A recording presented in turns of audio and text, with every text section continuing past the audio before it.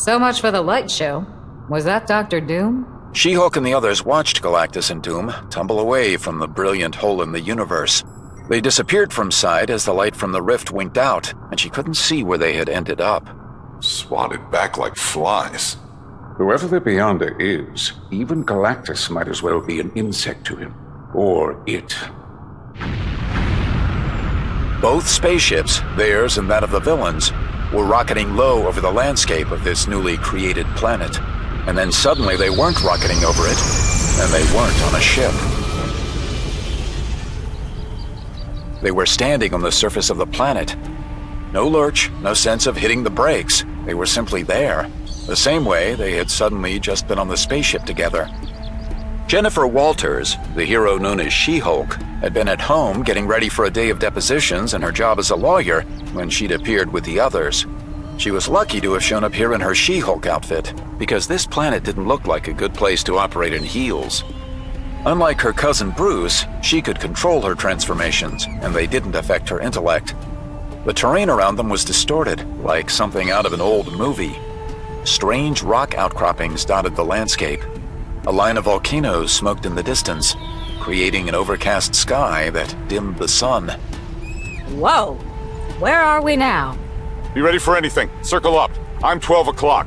Avengers at 2, 4, 6, 8, 10. Iron Man, keep that radar working. What do we see?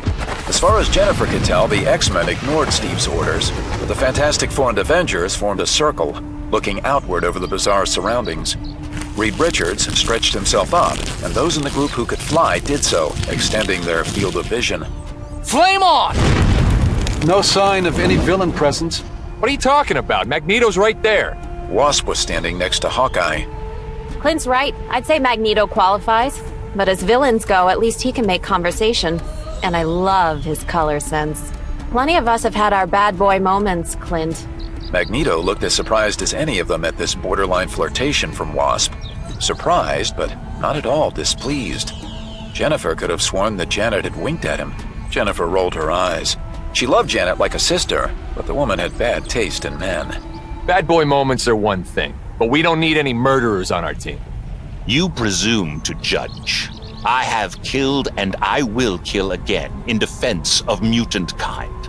But I am no murderer. I have said it before and I will say it again, though you are too hidebound in your safe little pieties to listen. Extremism in the defense of the lives of one's kin is not evil.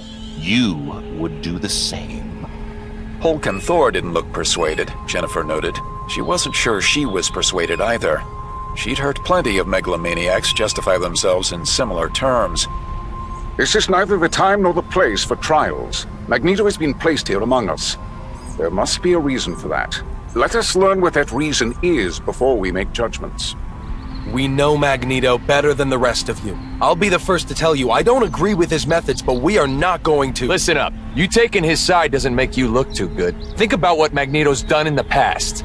Back off, bub. I can handle this, Logan. I can too. Look, we all know Magneto's a bad guy. How about I take care of him and we've got one less problem to worry about? You dare! The magnetic pulse slammed Human Torch down into the ground. Johnny lay stunned. I am Homo Superior. I stand above all of you. I can control the iron in your blood with merely a thought. Yet you presume to judge me! Iron Man and Spectrum were the other two heroes closest to Magneto. With a flip of his wrist, he levitated a large chunk of ore torn free from the planet's crust and smashed the two heroes away. They sprawled in the dust and then scrambled to their feet. Spectrum shook herself off and took flight.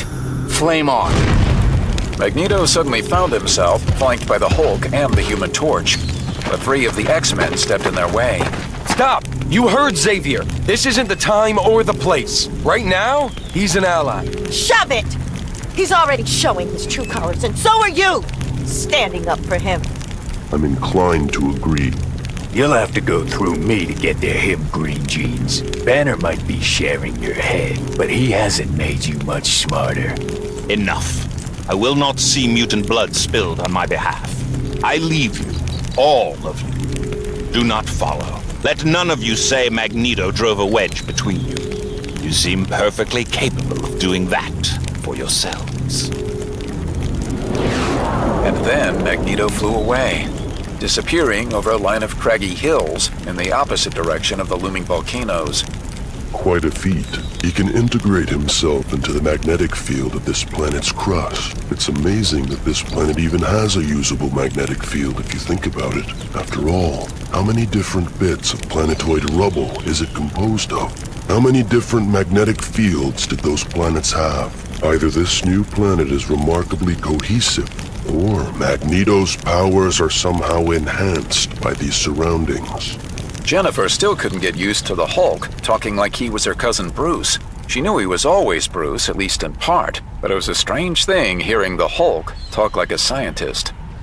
Look, we need to stop arguing. And yeah, before you say it, I know it's funny that a lawyer's suggesting we not argue. But seriously, we need to organize. We need a leader.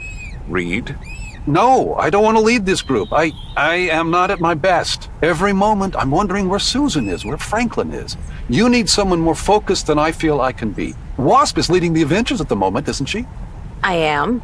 But a lot of you don't know me, and I bet some of you only think of me as a fashion designer who happens to be able to shrink. I'm not going to put myself in a position where everyone's second-guessing me. That'll just get people killed. You could do it, Professor. Perhaps I could, Captain, but I'd rather think the task is best left to you. I am perhaps better suited to an advisory role, such as the one I typically play with the X-Men. Battlefield leadership is another quality entirely, and one you certainly possess. I don't know. You saw what just happened. Cap can fight, but he's a little too by the book for my tastes. He's a government man, and last I checked, the government wasn't a big fan of X-Men. We don't need S.H.I.E.L.D. yes-men pretending to give a damn about us and leading us around. He may lead me around, in your phrase. Thor stepped into the middle of the group. As far as Jennifer could remember, those were the first words Thor had spoken since they'd all appeared on the ship. I have fought with Steve Rogers across nations and worlds, and I trust his leadership as I trust no other mortals. Don't guess it matters what the rest of us think if the Avengers are gonna decide they know what's best.